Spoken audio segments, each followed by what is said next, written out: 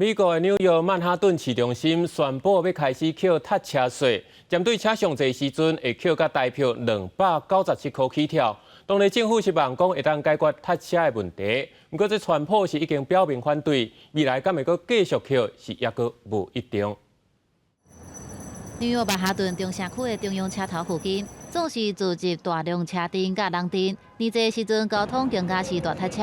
为了改善这种情形，礼拜翻点开始，纽约市要带头对进入中央公园以南地区的车收踏车费。The system has been in operation since midnight.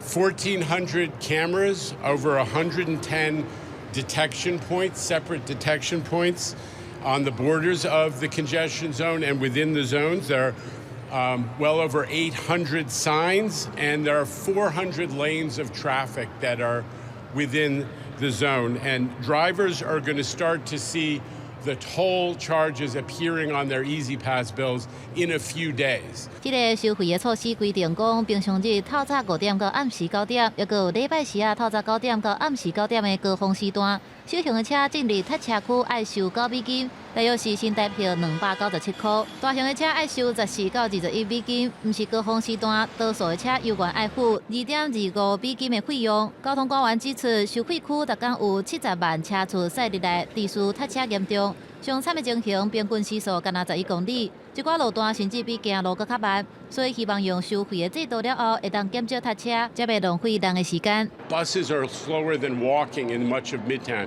We want to see if that can be improved. We want to make sure that emergency response times, fire trucks, police cars, and most of all ambulances can get where they're going faster. 交通当局鼓励大型的卡车加利用深夜拍折的时段来送货，或者是交通更较顺。另外，新措施会伫2028年甲费率调升到12美金，2031年才阁起到15美金。希望总着150亿美金的经费来升级纽约的大众运输系统。不过，纽约市有居民表示，收费会对当地生理造成损害。而且出事较大汉的川普也捌讲，若当选总统会废除这项计划。